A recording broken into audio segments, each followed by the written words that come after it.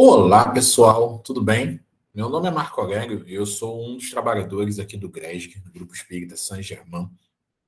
E a gente vai trabalhar com vocês, eu vou ter a oportunidade de trabalhar com vocês uma série de vídeos de um projeto em uma sequência que a gente está chamando de Sentimentos que Curam. O nome é autoexplicativo, mas eu gostaria mesmo assim, antes de começar esse projeto, de fazer vocês entenderem a ideia. Sentimentos que curam são diversos sentimentos que a gente, durante a nossa existência, lida, passa, sente, sofre, e que podem servir como instrumentos de melhora, de cura. Mas cura de quê? Cura das enfermidades físicas, mentais, emocionais, de todos os tipos de enfermidade. E se a gente conseguir lidar melhor com esses sentimentos e colocar esses sentimentos ao nosso favor, a gente com certeza tem uma ferramenta muito, muito, muito poderosa nesse processo de melhoria, de recuperação. A gente tem que lembrar que a gente está aqui, está nessa existência, para melhorar, para se curar das enfermidades dos mais diferentes tipos. E esses sentimentos podem ser uma ferramenta. Nesse vídeo de hoje, eu vou trabalhar com vocês sobre fé e esperança. Sobre essas duas palavrinhas que a gente escuta muito, que a gente vê assim no dia a dia, muita gente comentando, mas às vezes a gente não para pensar na melhor forma de praticar, em como desenvolver isso nesse nosso mundo tão louco, tão corrido que a gente vive. Então vamos começar.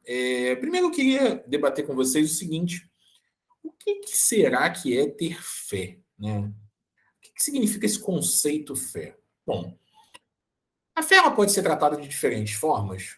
Até de uma maneira muito humana, muitas vezes a fé assim, é acreditar que algo vai acontecer. Ah, eu tenho fé que eu vou conquistar aquele emprego. Você acredita que vai conquistar aquele emprego. Eu tenho fé que a obra lá de casa vai terminar em determinado período. Você acredita que aquilo vai dar certo.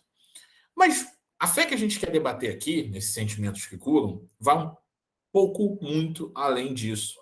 É aquela fé que envolve a espiritualidade, a divindade. E aí a gente precisa entender primeiro o seguinte: a fé nesse conceito divino, ela vem na linha de acreditar e ter a certeza de que existe algo maior, algo que está ao nosso redor, energia, tantas coisas que a gente tem provas na natureza da existência de algo maior. E a gente tem, por isso, a certeza de que muitas coisas que a gente não consegue explicar ou não consegue entender vem do fato do nosso desconhecimento. E que essa força maior, que conhece mais, que entende mais, é aquilo que nos suporta. Mas dentro da nossa lógica do espiritismo, do que a gente aqui como doutrina aprende, a gente sempre tem que lembrar do conceito de fé raciocinada. Nenhuma fé pode ser cega. Aquela fé que acredita, acredita e não tem explicação, e às vezes as provas surgem contrárias àquele determinado dogma, àquela determinada situação, e a gente continua negando.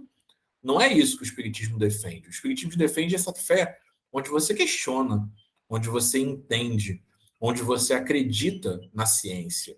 A ciência ela vem ao lado da fé. Em algumas formas de pensar, em algumas linhas de raciocínio, a gente tem como se fosse uma oposição de fé e ciência.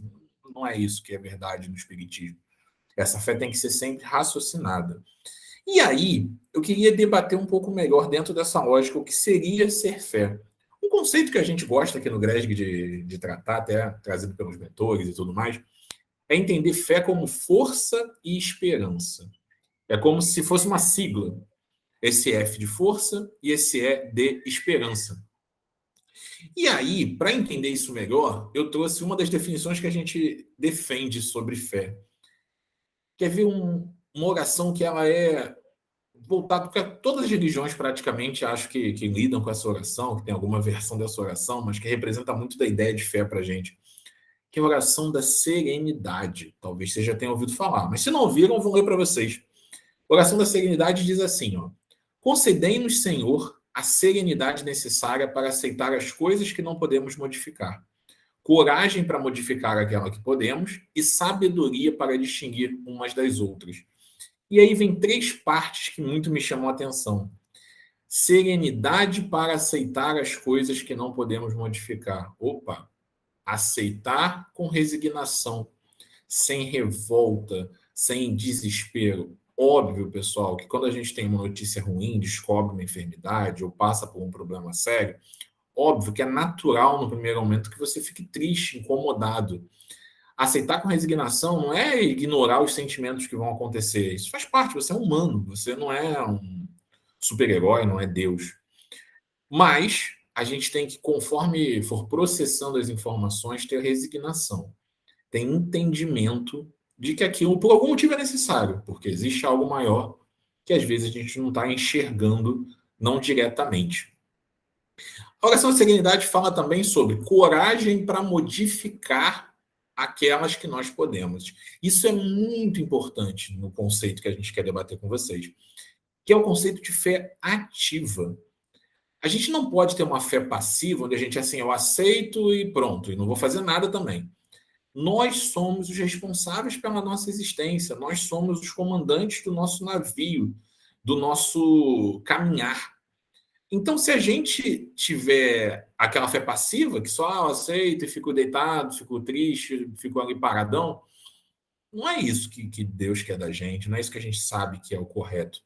O correto é fé ativa, que aceita os problemas, que descobre a enfermidade com tristeza, mas entende, mas que vai buscar soluções, que vai tentar ir atrás de modificar os padrões que geraram aquela enfermidade.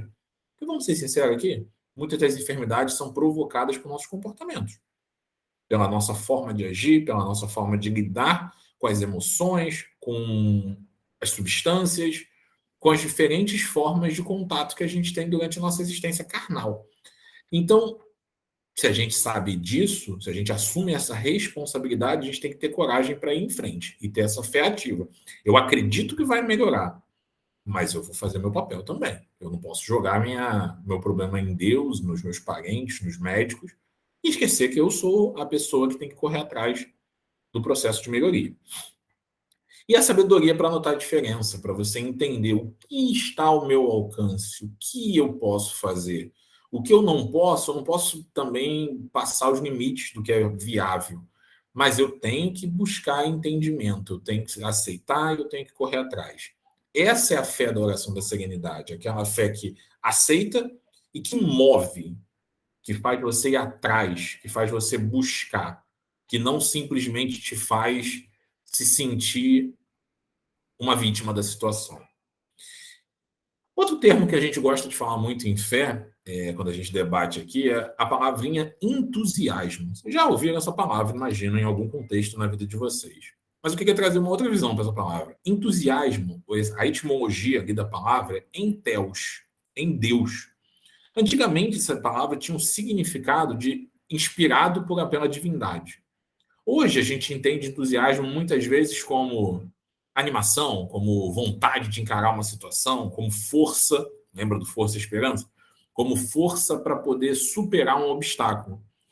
Definições diferentes, inspiração divina, agora força, coragem, mas não são tão diferentes assim, não. Porque se a gente está com Deus dentro da gente, se a gente está inspirado por Deus, essa inspiração é o que dá força para a gente seguir em frente, para a gente batalhar, para a gente lutar por nós mesmos, ou por aqueles que de alguma forma fazem parte da nossa vida.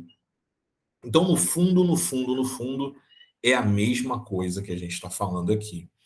E aí, é legal citar, dentro daquele papo que a gente começou tendo de fé raciocinada, que a ciência hoje, vários campos da ciência já reconhecem o papel de como a sua resposta emocional, como a sua reação a uma enfermidade pode acelerar um processo de doença ou acelerar um processo de cura.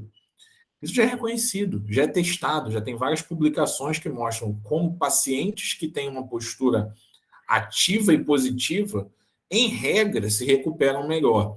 Quando eu falo em regra, óbvio que nada é 100%, né? Então, se você tiver uma resposta melhor, eu não vou ter mais, ou vou resolver meu problema. Não, a gente sabe que existem outras questões do teu plano reencarnatório, das predisposições que você traz. Tem uma série de questões que fazem parte do processo também, de uma enfermidade das diferentes espécies.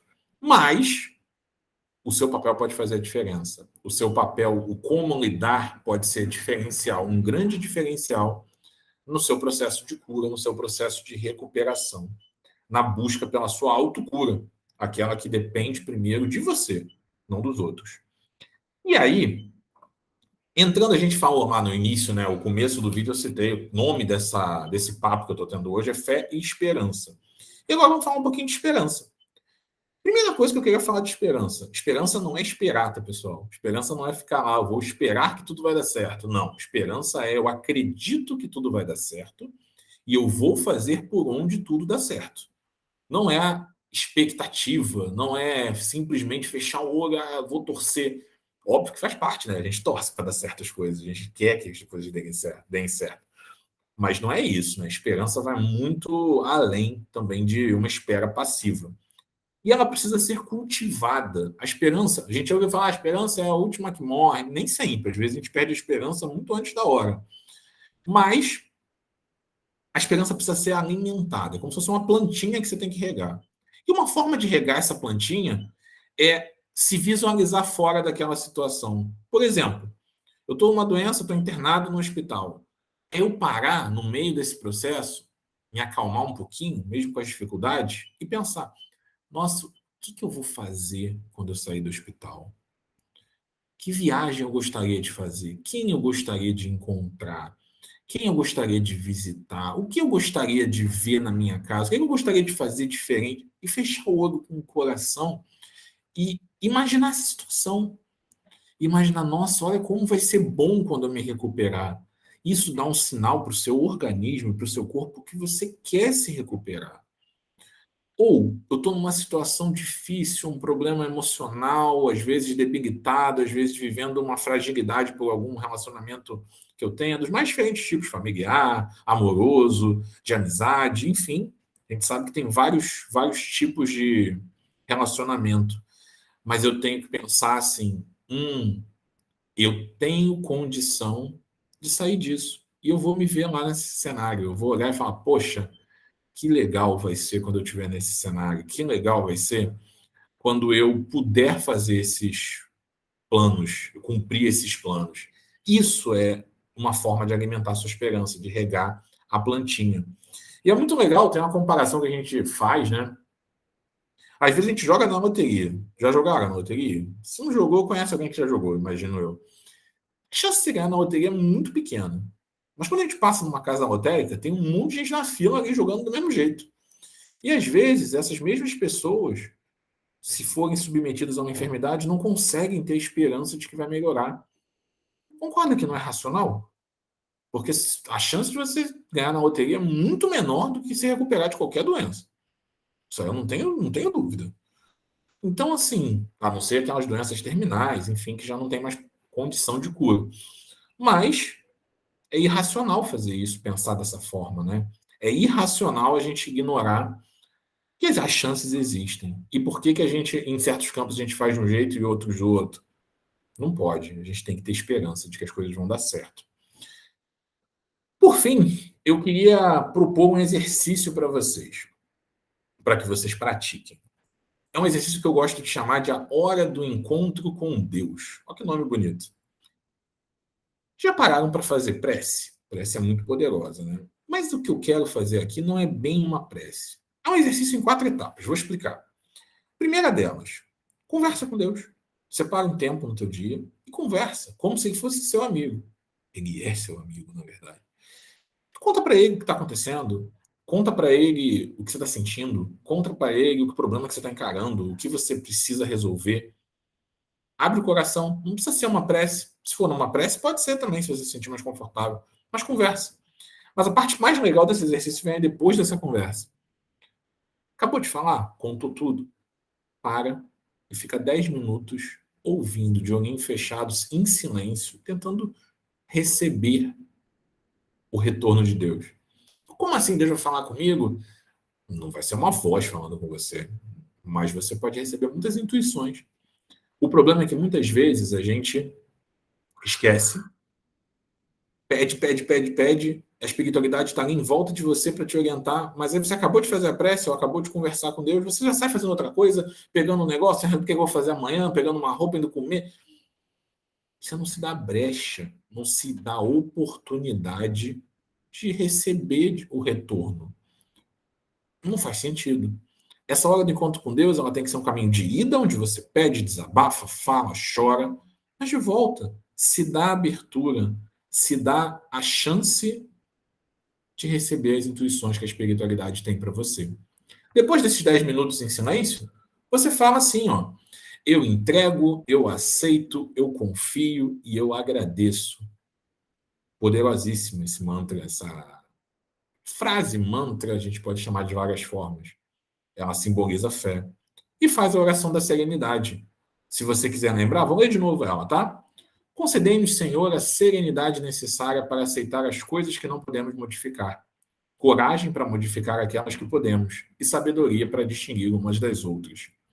Feche o olho bem forte e fala essa frase, essa oração. Pode ser em outra versão, não precisa ser essa que eu estou te dando, não. Mas o principal é que você se dê essa chance para que você possa se conectar com Deus, para que você possa trabalhar sua fé. A fé ela é trabalhada, ela não é automática, ela é um exercício de prática. Você precisa praticar. E uma das coisas que mais te afasta da fé é a ansiedade. Porque quando você está muito ansioso, você não se dá nem a chance de se conectar com a divindade, com a espiritualidade, que com certeza está ao seu redor.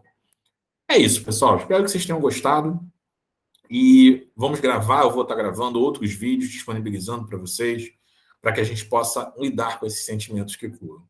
Qualquer coisa que vocês precisarem, dúvidas, perguntas, fiquem à vontade para mandar para a gente do Greg, nos comentários, nos canais de contato que a gente oferece. E eu vou ter o prazer de ajudar e responder cada um de vocês. Tá bom? Muito obrigado e até a próxima.